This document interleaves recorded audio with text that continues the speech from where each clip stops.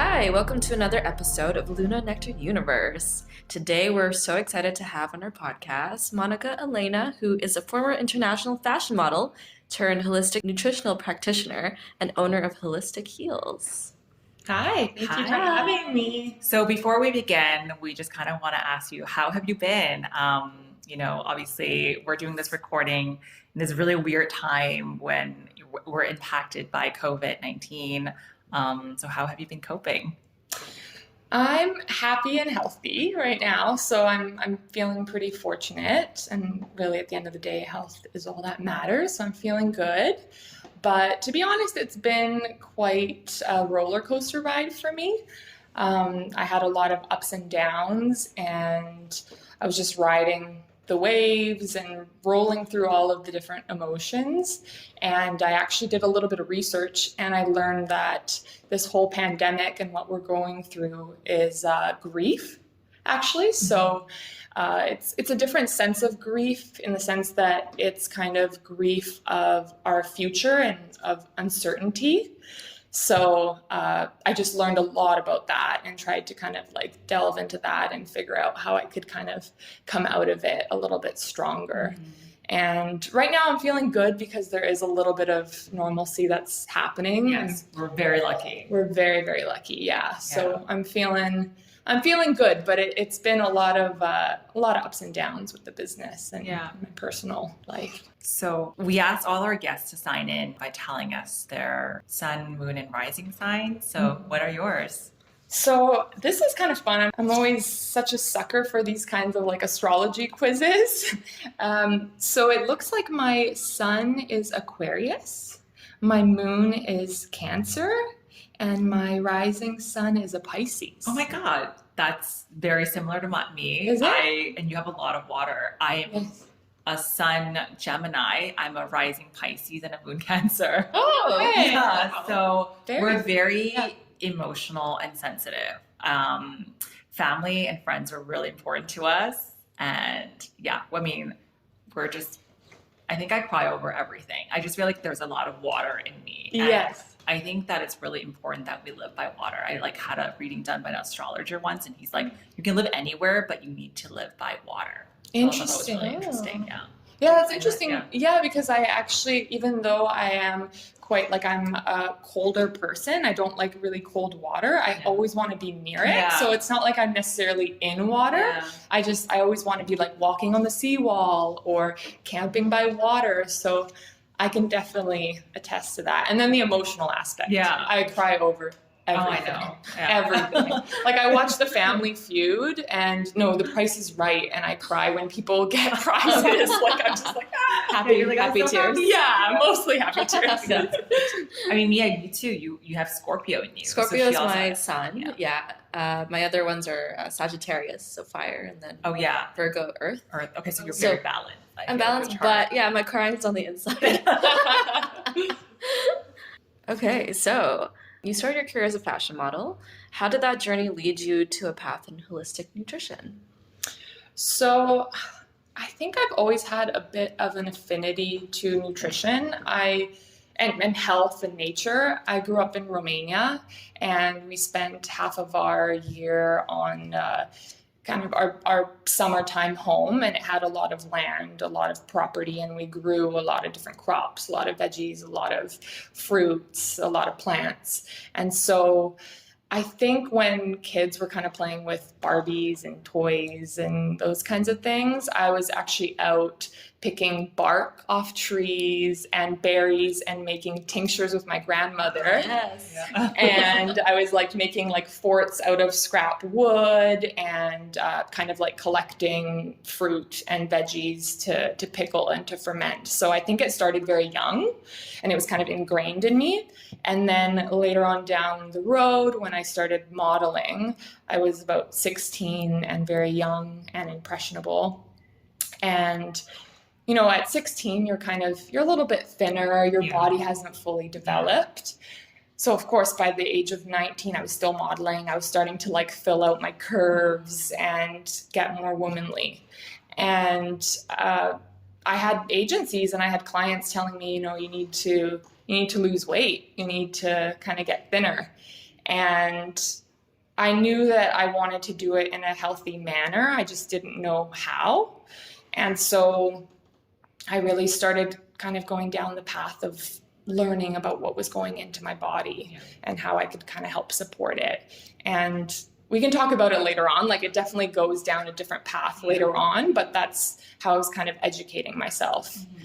And there was a point where I did develop a little bit of disordered eating, and I knew I needed to educate myself. So I actually started a career in holistic nutrition, and I did my diploma, and it was over 3 years to actually get that diploma and get my title as a nutritional practitioner. But I knew I needed to help other people and other models in the industry. So kind of took me down that path eventually. Right. Yeah. Good for you. Yeah. Because I'm from the film industry. Right, So like, I know a lot of actors and models, and you know, they don't need to be obsessed about their weight or anything like that, but they do. Mm-hmm. And so I'm like, it doesn't have to be that way. And I don't think a lot of them know how to nourish themselves properly. Exactly. So that's great that you were able to see that. And thank you. Yeah, we don't have a lot of support, you know, as models and as actors and actresses. We don't have those tools, and they don't necessarily come naturally for us. So when you're told, you know, you're based and you're critiqued on your physical appearance, you need to do this quickly, it kind of takes you down a path, and sometimes it's not the greatest path. So I was pretty fortunate to be able to kind of put that money towards holistic nutrition and learn. Yeah. It's awesome. Yeah, thank you. How has that, you know, obviously being in an industry where, you know, there's like unrealistic standards of beauty, and you started it at, you know, quite young. I think most girls too, they start, you know, when they're teenagers. How has that impacted you as a young girl, like both physically and mentally? Do you think that, well, on the physical front, like, were you dieting crazy, and like, you know, did you succumb to the pressure of like, you know, having to be really thin, like your agent said, like you got to lose weight? Like, was that also really mentally draining for you? It was, yeah. I mean, you're going into castings multiple times a day, and you're being judged again by your external appearance. So it's kind of inevitable to not let that get to you and not let it get to that mindset and those inner workings. So I think it was quite pervasive. It kind of did, you know, harm me to a certain extent. And it was slow, like it doesn't always happen the same way for everybody. For me, it was, I knew I wanted to, you know, cut out junk food, and I wanted to start eating whole foods, beautiful foods, and, you know, limit my alcohol intake. And that was kind of step one. I started eliminating things. And then that eventually turned into, okay, I'm only going to eat clean, super clean. I'm not going to have all these other things that aren't in this one column. And then that turned into orthorexia, which is, what is that? It's a form of disordered eating where you actually focus on like the quality of the food. So you look at something and you look at like the nutritional value. Yeah. How healthy is it for you? How pure, how clean is it? It's those kind of words. Okay. Wow. And it can easily go down the path of, you know, bulimia, anorexia. It can transition into that. So that's how I started taking that path down that way. And then I ended up just counting calories and really limiting my intake. And then after that, you know, I was extreme dieting. I was working out a lot. And I think kind of like the symptoms that I was seeing, I was starting to get heart palpitations. Wow. I was starting to lose big clumps of hair. Wow. I was, you know, I didn't get my period for a little while. And so it definitely took me down a pretty interesting path. Yeah. Have you at any point thought about like quitting modeling, or was that something that like you were determined to like, you know, stay in it and try to make it work? I was pretty determined. Like once I kind of, you know, set my mind on something, I will do anything to achieve it. Mm-hmm. And I had these big goals of, you know, traveling to these certain cities and working for specific brand houses. Sure. And so it was kind of hard for me to take myself out of, what was happening and kind of look at it from an outside perspective. Yeah. So yeah, I didn't really think about anything else. I didn't think about another career. I was kind of focused on that until the end, until about, I was about 25. I started saying, okay, I need to do something else with my life. I still am making money with modeling, but I need to do more. And I don't want to have this kind of representation for young girls and young boys. So yeah, that was when I started my path in holistic nutrition. And I was doing it simultaneously. I was actually still doing it while I was traveling and modeling. So if you can go back and give the young Monica a piece of advice, what would it be? I think it would be listen to your body, go with your intuition and listen to those kind of innate cues that your body gives you. So if somebody, asks you something and it doesn't feel right and you get those goosebumps, listen to it. Mm-hmm. Yeah, like your gut, right? Your gut. Listen to your gut instinct. Yeah, or even, like a lot of people push past things. They're exhausted and they're on the verge of getting sick and they don't listen to their bodies, and then their bodies get to the point where they don't really give them that choice, and then you're inevitably in bed for a number of days and you can't work. You're not giving your body that break. So I wish I listened to myself a little bit more and I said no more often, because I think it's quite powerful to say no. So your business name is Holistic Heals. How did you come up with that name? So it's a bit of a pun, and if you see my logo, the girl wearing the kale dress, it kind of all ties in together. But holistic, I really wanted to make sure I mentioned holistic and not just nutrition, because holistic means you're helping the person as a whole. Yes. So you're really looking at more than just nutrition. I really integrate a lot of self-love in there. And then I'm kind of focusing on all the different bodies. So it's not just the physical body, it's the emotional, the spiritual, the physical, and the mental. So it's all of those bodies. Yeah. And then heals is where the pun comes in and where my modeling background comes in. Yeah. Because it's spelled E-E-L-S instead of E-A-L-S. Sure. Yeah, I love that. Yeah, so cute. Yeah, a lot of people don't necessarily get it. But holistic heals. Yeah. Got it. Yeah, so it kind of ties that all in. And I predominantly want to help young girls and boys that are in the fashion industry or about to go in the fashion industry. But I've been doing it for 3 years, and I've noticed, with social media glued at our fingertips each and every second of the day, there is that comparison game and those self-love and those self-worth issues. So I'm not limiting my services to just that niche market. I'm trying to help everybody that I can. I think even as adults, we definitely struggle with, self-love and self-esteem issues. So, but I mean, probably more prevalent amongst, younger teens, those are more formative years. So but I think everyone, no matter what age you are in, have, insecurities about themselves and their body. So totally. And sometimes you don't see that representation in advertisements, right? So it's nice to make people feel like, okay, you don't have to look like that one person. You don't have to compare your, behind the scenes to everybody's highlight reel. It's really about working from the inside. Sure. And I think things are changing these days, with the whole reshifting of the whole world. Yes. I think people are taking the time to look deeper within themselves and work on the self-love. So that's great that, you're contributing to that as well. Thank you. What are some challenges that you faced when you started the business?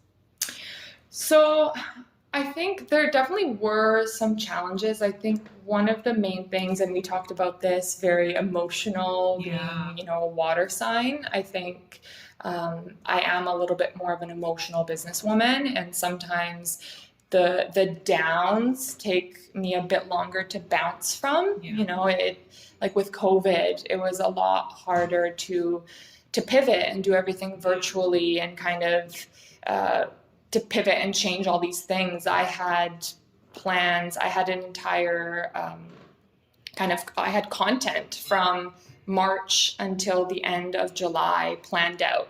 I had workshops, I had TV segments, I had collaborations, all the stuff. And then of course that kind of got postponed indefinitely.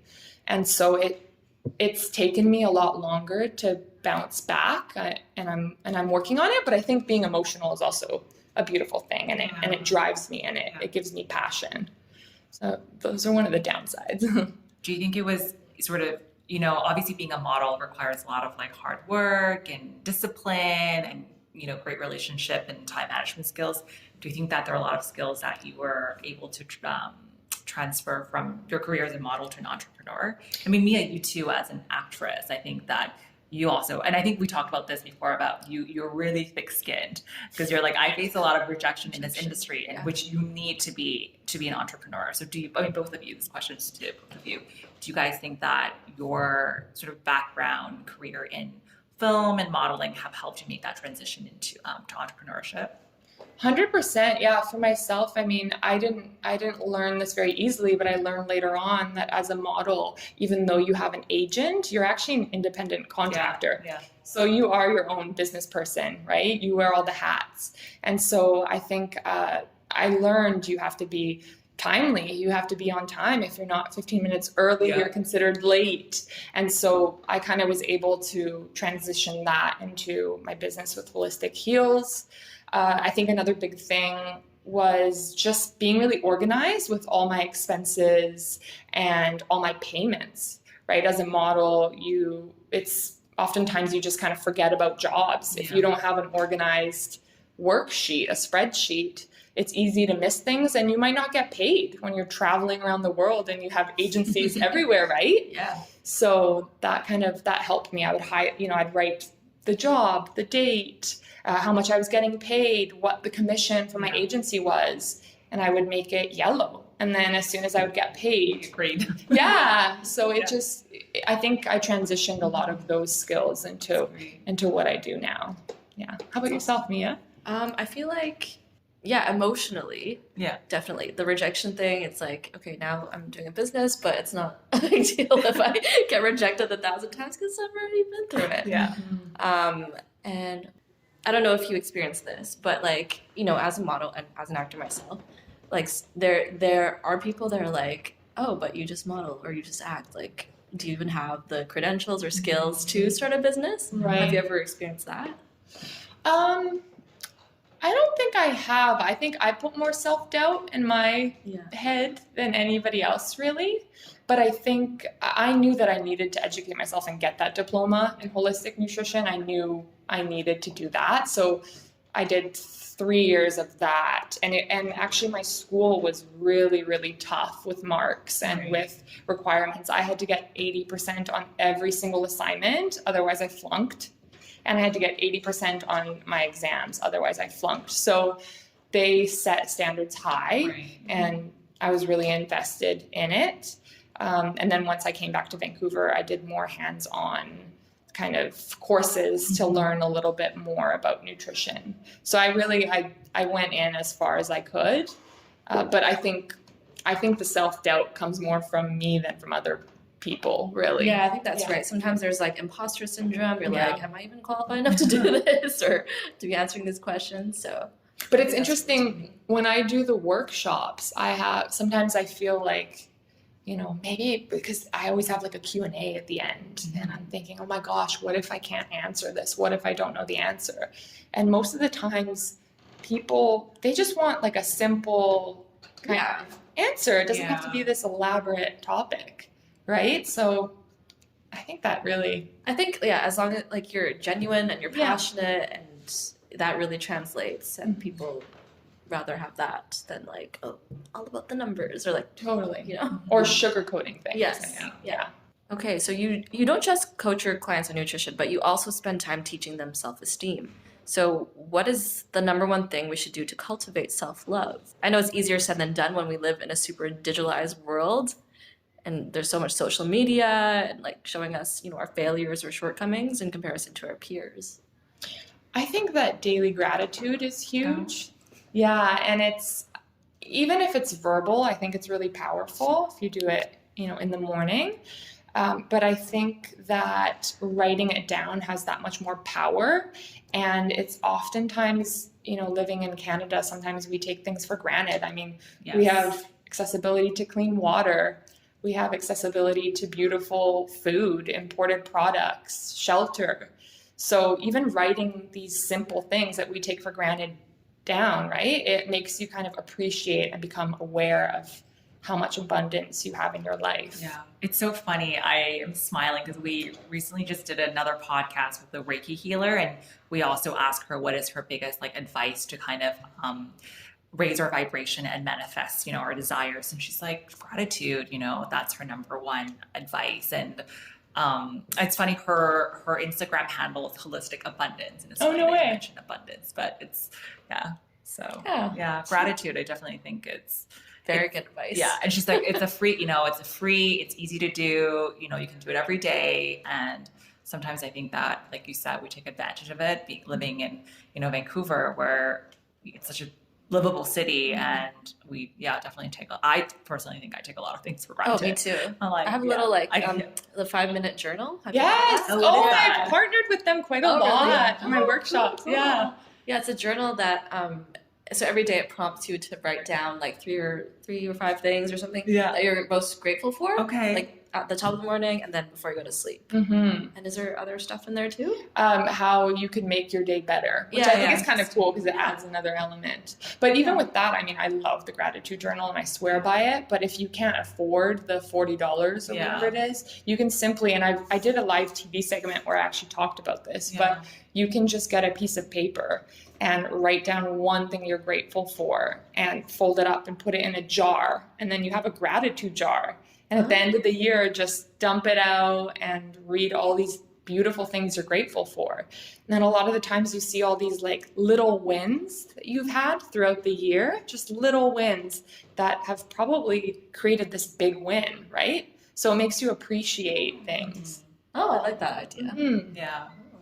So I think you kind of touched upon this, but what is your approach to nutrition? I think, some nutritionists are very extreme. They're like, stay away from inflammatory food, don't eat sugar, don't drink alcohol. And some, advocate an organic or plant-based diet. And some are like, oh, you can have one or two cheat days. What is, in your opinion, kind of when you're advising your clients, what is your approach to, I mean, you did mention that, you view nutrition as something that should be treated holistically. So I think it's very individualized. So I can't say, there's this way to do it for this person and this way to do it for somebody else. It is very individualized. I think with a lot of my clients who have disordered eating, I generally say, stay away from juice cleanses and intermittent fasting, the elimination diet. I've done both of them.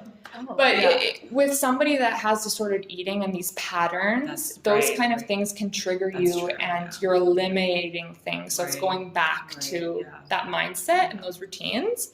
But I think as a general rule of thumb, I always say to people, just go back to basics, go back to whole foods, right? That's what I recommend for everybody.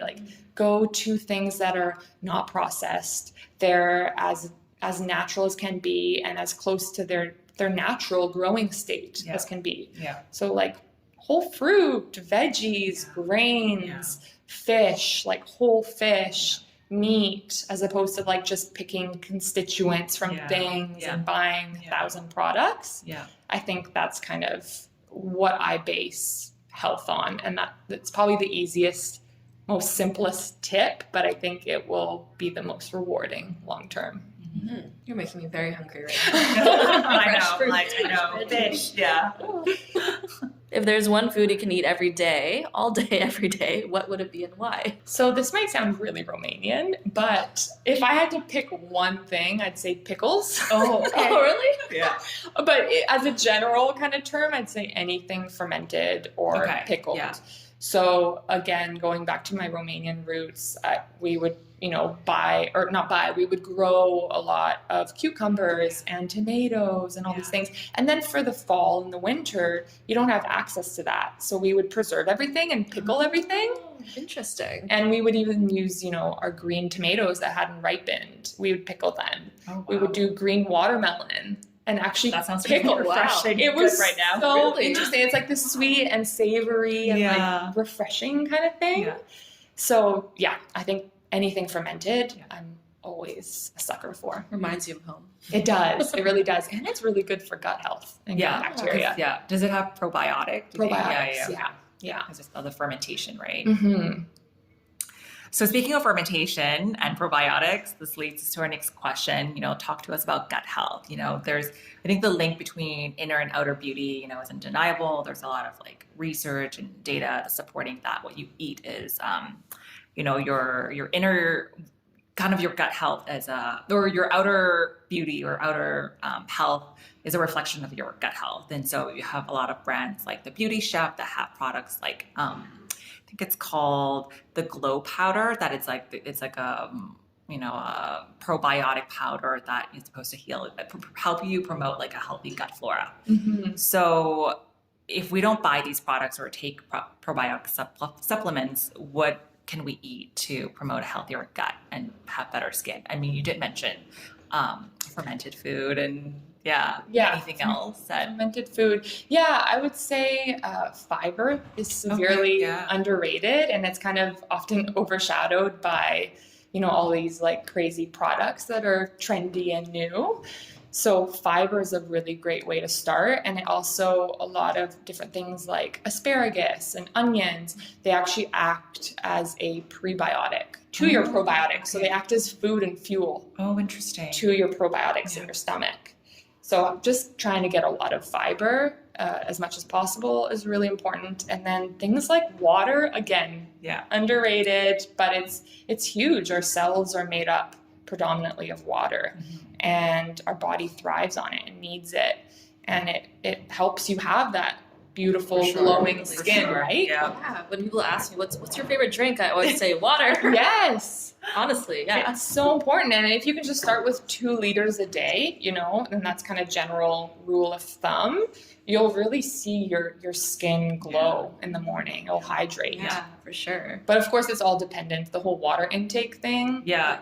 It's dependent on your gender, your age, your weight, your activity levels. So it kind of depends on that. I read that Tom Brady, Giselle Bundchen's husband, he drinks 1 liter to 2 liters of water in the morning. The first thing he does. Yeah. Whoa. It's he just chugs water. Wow. And they're definitely health fanatic. I think she definitely eliminates a lot of food in her diet too. They're both really, really healthy, health conscious. So I thought that was it's a lot of water drink in the morning. I wonder if you can over drink water. Oh, 100%. Right? I heard of this contest once where they had to drink as much water as they could, and I don't think it ended very well. No. I understand why you would probably do it in the morning because, we're sleeping 6, 7, 8 hours, whatever it is, and we're not hydrated. Yeah. So first thing in the morning that I do too is drink a glass, but a glass of water, and I feel already a lot more energized. Yeah. Mm-hmm. Do you do the lemon water? A lot of people do, or just regular water?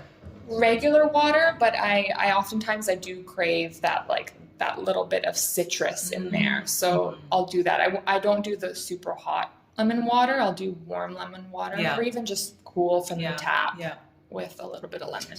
That's a good way to get your digestive track kicking. Is that what I... Yeah. It just kind of gets your body revved up, right? Like I said, you're so dehydrated throughout the night. So it's a great way to rev everything up. Yeah. Nice. So we talked a lot about what we should eat. What about the opposite? What should we stay away from if we want beautiful skin? Sugar, wine, cheese, dairy, bread, all that kind of stuff? Yeah, so those things, dairy, meats, alcohol, they are inflammatory and they can be culprits for that. But I've always been the kind of person where I find it really hard to demonize whole food groups. And even if it's alcohol or cheese, I don't think you should completely eliminate it if you're not having a a visible reaction to it. Yeah. So it's all about just, buying good quality products, and whatever you're investing in, try to invest into really good, beautiful local products. And if you're doing cheese, for example, if you're doing like a beautiful goat cheese, have it, see how your body reacts. Are you bloated? Are you uncomfortable?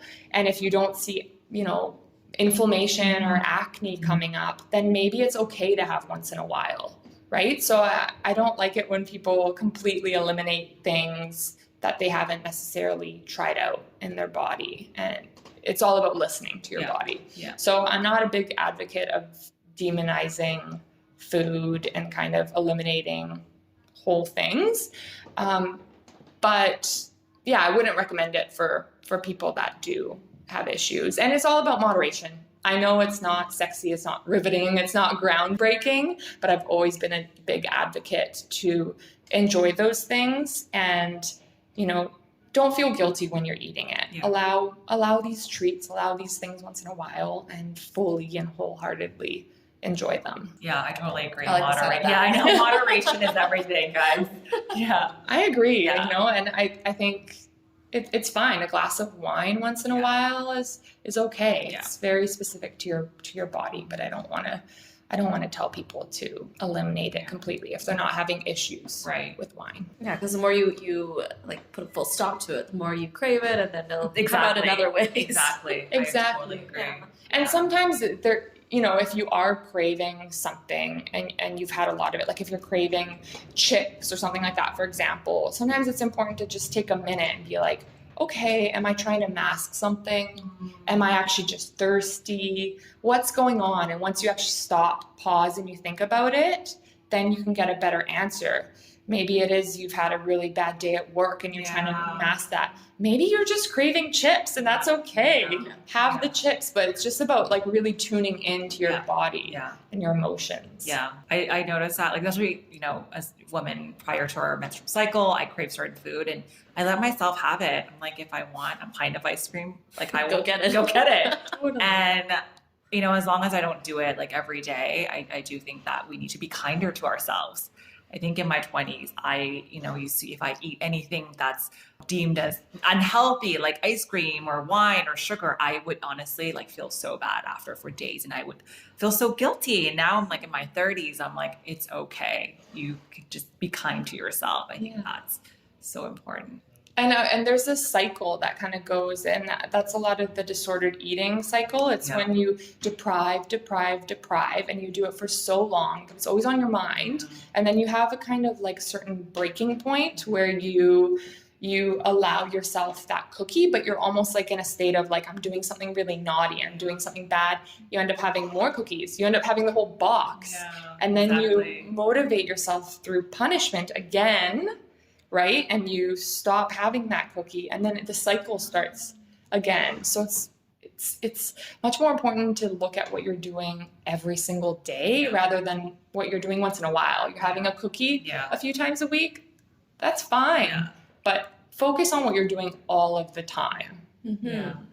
I think Miranda Kerr, a supermodel who is also a nutritionist, I think. Yeah, she has really a skincare line. Yeah, she's super into nutrition. She always says her rule is 80-20. Yes. So 80% healthy and then 20% naughty. Indulgence. And a lot of people say that within their day, right? They do that, or then they form that into 1 or 2 cheat days, like I say. But oftentimes when you do the cheat days, that's where you go into binge mentality. That's true. Right? Yeah. So you're far better off just allowing yourself here and there whenever you're actually craving it than being like, Saturday and Sunday, I'm binging. I agree with your approach. I noticed that when I listen to my body, if I crave those food, I just kind of like let myself have it. And then I really enjoy them. And then afterwards, I'm like, okay, I can go back to like eating healthy. I don't need to feel like, like when I notice that when I just have those 1 to 2 binge day, or cheat days, I definitely kind of overdo it. And then and I feel sick and it's not good. So moderation, guys. It's not sexy, but it works. So what does happiness mean or look like to you? Yeah. And has that definition changed with COVID? I think happiness, I don't know, tough one. It looks like so many things for me. I don't think I can pinpoint one specific thing. But at the end of the day, I think happiness is just being able to live my life to, my most authentic way and being my most authentic self, right? Not having to hide certain parts, not having to, morph into something for somebody. I think just being authentic, vulnerable, and raw is really what makes me happiest. And then being, of course, surrounded by family and friends. I think I really, really need that and I crave it. And so COVID was a little bit hard because I didn't have that physical human interaction. I just had the virtual calls. Yeah. And I was really happy to have accessibility to that, but it was hard for me. Yeah, totally. I felt that too. Yeah, I think a lot of people were suffering. Oh, for sure. Yeah. For sure.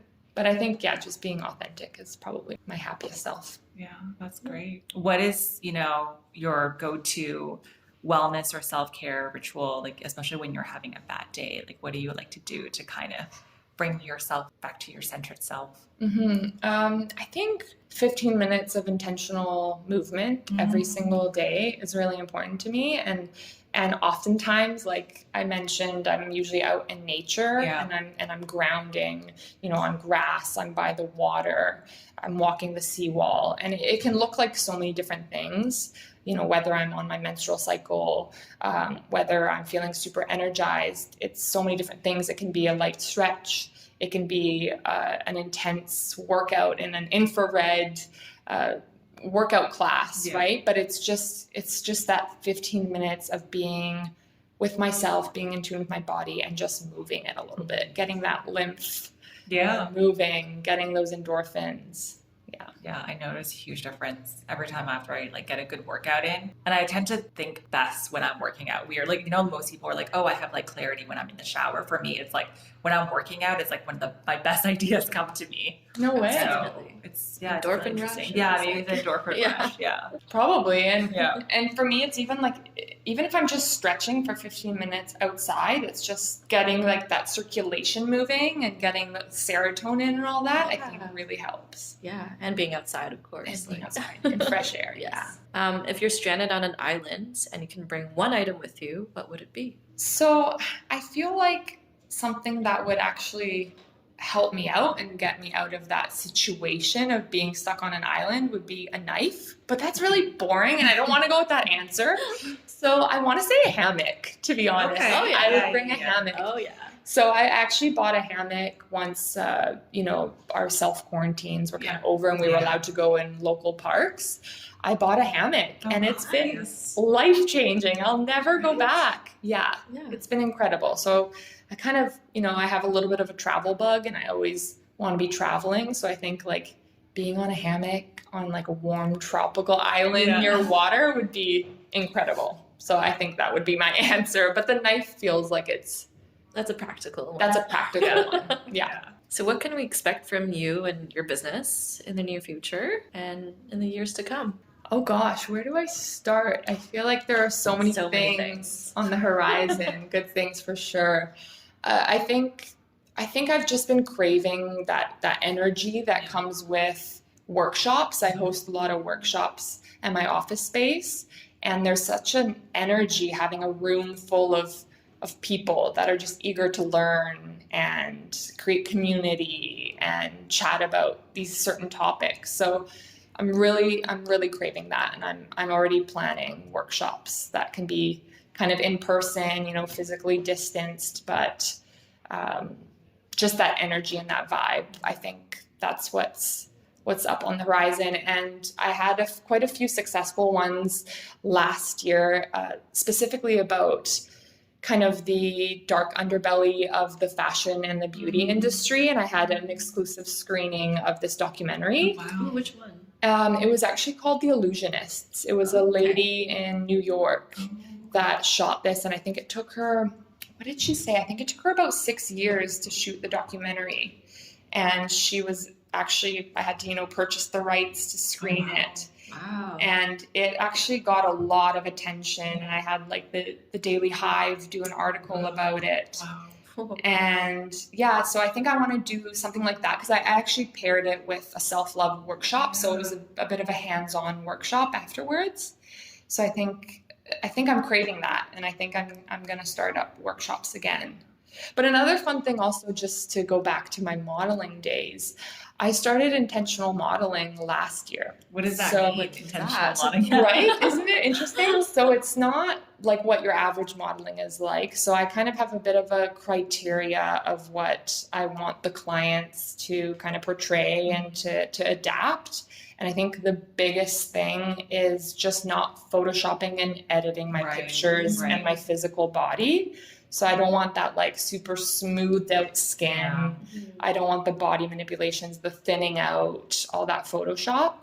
Mm-hmm. And it's insane to think that, like, because you're already so thin, and it's insane to think that, further Photoshop would be needed, but I guess they do. They do. It's, to me, it's just. I think there are more brands now that are going that route though, like not photoshopping. Yeah, more authentic. Yeah, more raw, and I think it's so important for young, impressionable people to look at these images and say, hey, look, she's actually, what a 30-year-old should look like, or what a 6-year-old should look like. She has wrinkles. Yeah. She has cellulite. I have cellulite. I know, it's doing more relatable. I think brands definitely want to be more relatable now. So. Yeah. Mm-hmm. So it's kind of worked out interesting because I started with Holistic Heels, and I built a community, and then I had brands approaching me to model, and I said, well, I'll do it if you don't Photoshop, you don't manipulate my body. And it was crazy how responsive and how in tune and aligned these companies were,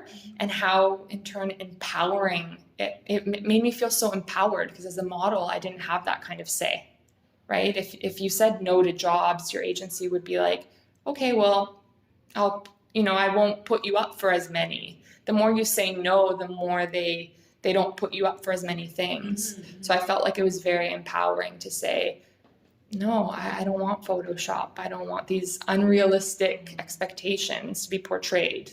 And I got a lot of good response. So kind of doing it kind of goes hand in hand, right, with Holistic Heels, and my clients can see that and look up to that. So I'm pretty proud. That's cool. Thank you. More collaborative too. More have the voice. Yeah, exactly. So, yeah. Well, so many exciting things happening for you. We're really excited, and please keep us posted. I'd love to attend one of your workshops. Awesome. I would love to have you. Yeah. It'd be really fun. And we could do like some sort of, little collab and goodie bags and stuff. Yeah. I love working with local companies and doing that. So yeah, I'm definitely in. That would be awesome. Thank you. Thanks. Right. Well, thank you for listening, and we will catch you on the next episode. Thanks for listening to another episode of Luna Nectar Universe with Mia and Diana. Get nectarized.